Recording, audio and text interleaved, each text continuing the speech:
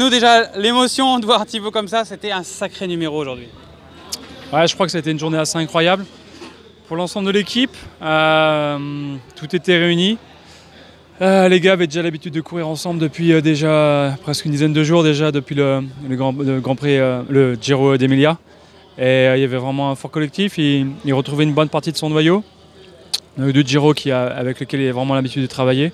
Même si avec les autres à la Volta ça s'est très bien passé aussi. Mais c'est vrai que là il retrouvait vraiment ses automatismes avec des capitaines de route comme William Bonnet, Mathieu Ladanius qui sont là pour le placer. Et puis surtout on a eu un très très gros travail de Jérémy Roy pour sa dernière. Il était assez incroyable, je me répète un peu, mais je crois qu'il n'y a pas beaucoup d'autres qualificatifs. On voulait garder Léo Vincent qui avait lui roulé à Milan-Turin. On préférait garder Léo Vincent avant le mur, de façon à ce qu'il puisse ravitailler Seb et Thibaut et puis David. Et après tout était réuni et on a eu un très très très grand Thibaut et je crois que tout le monde est très heureux ce soir. Et pour lui, pour tout son entourage et puis pour un petit clin d'œil pour Jérémy, c'était un dernier très très beau cadeau et ce soir on est tous très très heureux. On l'attend. Il y a des avions qui vont être loupés mais je crois que c'est pour la bonne cause. Pour vous personnellement, comment ça s'est passé dans la voiture à partir du moment où il s'est retrouvé devant avec Nibali, Roglic? Attends, il va falloir qu'il pousse par contre. Pour nous, ce qu'il voulait, c'est vraiment savoir sur qui faisait les écarts et qui était derrière. C'était ça le plus important. Donc on a donné le maximum d'infos. Enfin, pas trop au début parce que Thibaut c'est quelqu'un qui n'aime pas non plus avoir trop d'informations.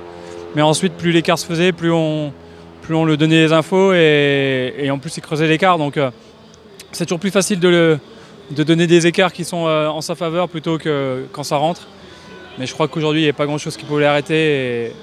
Et bon, voilà, la conclusion est simplement parfaite. Gagner un monument comme ça en solitaire, après avoir gagné pour l'équipe Groupama FDJ Paris-Roubaix, Milan-San Remo, ça fait un troisième monument au palmarès de l'équipe, c'est vraiment magnifique. Le moment de la décision, le moment où il lâche Nibali, comment ça se passe? Il rattaque et il est tellement fort. Mais vous lui donnez des conseils ou au feeling? Non, il était au feeling, il était aux sensations et il le sentait de toute façon. Ce qu'il voulait, c'était pour arriver dans les meilleures conditions au mur.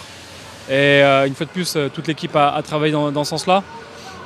Et ensuite, il était, je pense, survolté. C'est même pas je pense. Il était survolté par rapport à toute cette saison qui n'a pas toujours été facile. Il a eu des moments difficiles, il a eu des moments de joie, mais là je crois que c'est important pour lui de terminer sur un aussi beau moment.